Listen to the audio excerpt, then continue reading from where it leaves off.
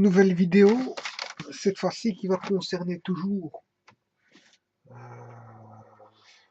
les centres de gravité.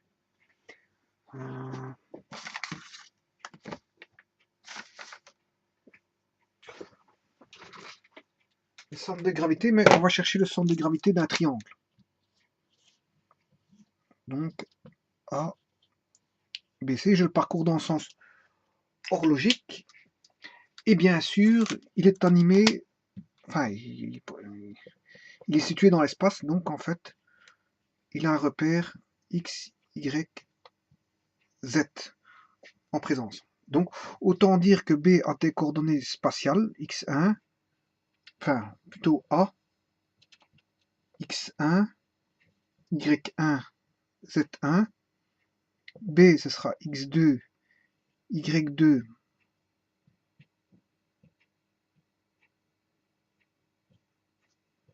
ici c'est Z1, Z2, et enfin c'est X3, Y3, Z3. Bon, on va appréhender, je veux dire, le centre de gravité de triangle, sans faire de calcul vectoriel. Bon, je ferai les démonstrations par le calcul vectoriel, mais viendront en son temps ces calculs parce qu'ils sont un petit peu délicat. Donc autant commencer par quelque chose de simple pour savoir où se trouve donc le centre de gravité. Bon, supposons que le point A, B et C, le point A est une masse petit m, petit b a une masse petit m et petit c a une masse petit m. Donc en fait, ils ont toujours les mêmes masses. Les points, on considère ces points comme étant de même masse. Bon. Si je prends la moitié de le milieu que j'appelle m, le milieu des masses, le milieu, je représente un point m qui est le milieu hein, et qui va représenter la masse en A et en B. Donc en fait ce point là, je vais le mettre à mi-distance et il va représenter la masse 2m. Voilà. Alors, donc j'ai considéré la masse entre A et B, mais j'ai oublié la masse avec C. Donc ici, tout d'abord, j'ai cherché le centre de masse de A et B. Donc, comme j'ai dit, c'est le point M situé au milieu d'AB. Et j'ai affecté donc là une masse 2m. Maintenant, le centre de masse de M et de C est situé sur la droite qui va de M à C. Voilà. Donc le centre de masse entre M et C est situé bien sûr sur la droite MC.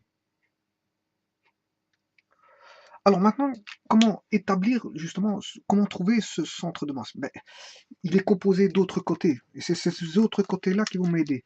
Donc j'établis le centre de masse entre B et C, qui va se situer au milieu M', et qui va représenter la masse 2M. Et je vais m'aider du troisième point que je n'ai pas pris. Donc j'ai pris B et C, M', qui est au milieu. Donc le centre de masse va se situer entre A et M'. Et on voit qu'on a un point de concours ici. Et en fait, ce point de concours représente le centre de gravité ou le barycentre ou le centre de masse. Voilà.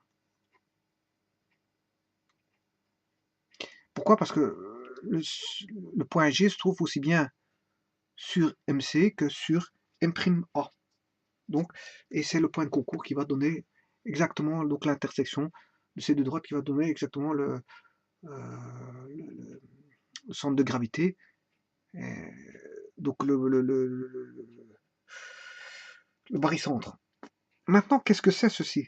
Ben, vous constatez que la droite M'A et MC sont des médianes. Ce sont des médianes. Donc, le point de concours des médianes donne le centre de gravité. Voilà, maintenant vous le savez. Bon, alors maintenant, comment trouver comment on appelle ça, les coordonnées du centre de gravité? C'est très simple, sans faire de calcul vectoriel. Hein. Je le démontrerai normalement par plusieurs manières, à l'aide du calcul vectoriel, mais ici, on sait bien que c'est une moyenne. On vient de faire une moyenne entre ces deux points-ci et ce point-là. Donc on voit bien que c'est une moyenne. Donc je vais appeler XG. XG, c'est la position X1 plus la position X2 plus la position X3 divisé par 3.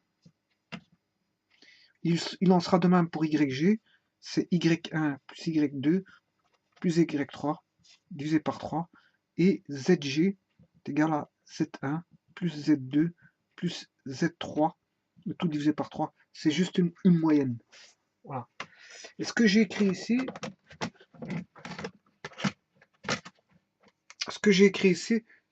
je vais...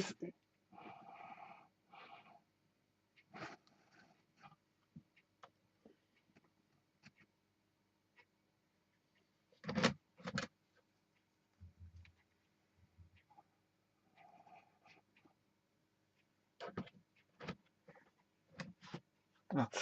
Ce que j'ai écrit ici sont les coordonnées, donc X, G, Y, G, Z, G, qui sont les coordonnées du centre de gravité G dans un repère spatial. Voilà.